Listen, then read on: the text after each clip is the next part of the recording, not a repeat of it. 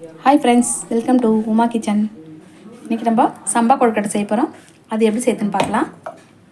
அரை கப் துவரம் பருப்பு, அரை கப் கடலைப்பருப்பு 1 மணி நேரம் ஊற வச்சு எடுத்து வச்சுருக்கேன். இப்போ இதில் போட்டு கொஞ்சம் கொரகொரப்பாக அரைச்சி வச்சுக்கலாம்.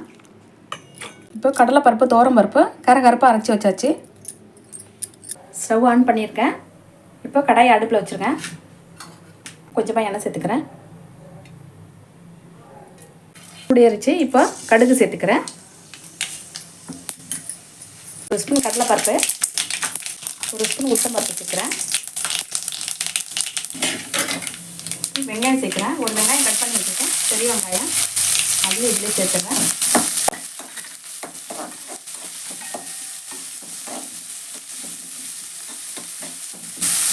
தேவைப்பட்டால் நம்ம இதில் தேங்காய் கூட சேர்த்துக்கலாம். நான் வந்து தேங்காய் சேர்க்காம அப்படியே செய்கிறேன். ஒரு துண்டு இஞ்சி நறுக்கி வச்சுருக்கேன், அதையும் சேர்த்துக்கிறேன்.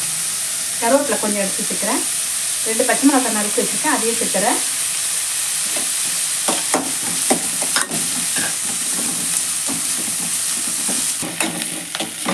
இப்போ வெங்காயம் நல்லா வதங்கி தூள் பெருங்காயம் கொஞ்சமாக சேர்க்குறேன்.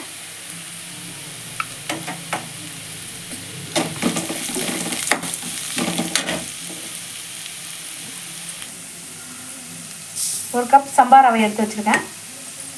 இப்போ இதே கப்பில் 2.5 கப் தண்ணி சேர்க்க போகிறேன்.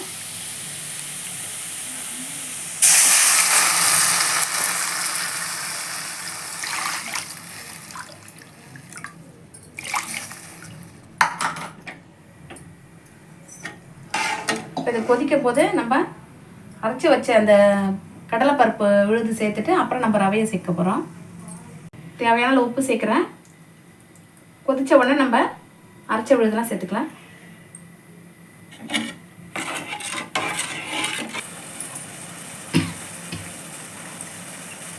இப்போ தண்ணி கொதிக்குது. இப்போ துவரம் பருப்பும் கடலை பருப்பும் நம்ம அரைச்சதை எடுத்து சேர்க்குறேன்.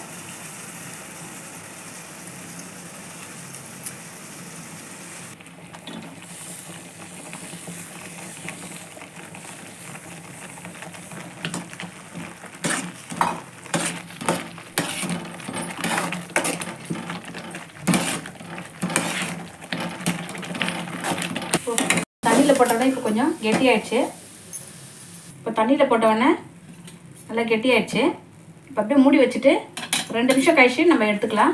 ஸ்டவ் ஆஃப் பண்ணிடணும். ஆஃப் பண்ணிவிட்டு ஒரு 2 நிமிஷம் மூடி வச்சுறேன்.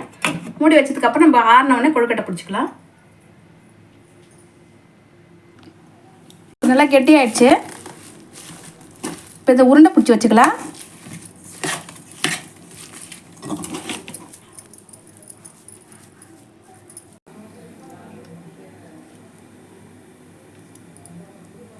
சம்பா ரவை இப்போ கொழுக்கட்டை நல்லா பிடிச்சி வச்சாச்சு. இப்போ ஆல்ரெடி நான் தண்ணி ஊற்றி வச்சுருக்கேன். இப்போ சூடு ஏறிக்கிட்டு இருக்கு. இப்போ ஒரு ஆவி கட்டுற துணி போட்டு அது மேலே இப்போ கொழுக்கட்டை அடக்கி வச்சுக்கலாம்.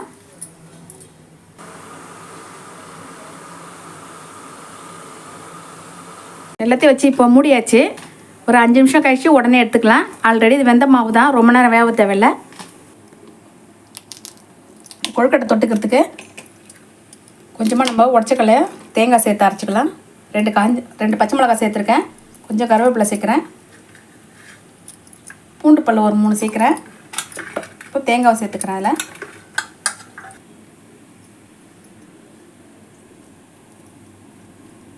கொஞ்சமாக உப்பு சேர்த்துருக்கேன்.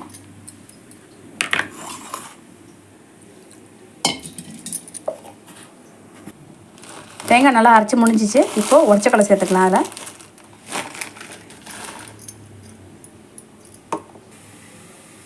சட்னி ரெடி ஆயிடுச்சு. இப்போ கொழுக்கட்டை வந்துருக்கோம். இப்போ எடுத்துடலாம். நல்லா வெந்துருச்சு கொழுக்கட்டை. இப்போ எடுத்துக்கலாம். சம்பா கொழுக்கட்டை தேங்காய் சட்னி ரெடி ஆயிடுச்சு பாருங்கள். கண்டிப்பாக ட்ரை பண்ணுங்கள். சூப்பராகவே இருக்கும்.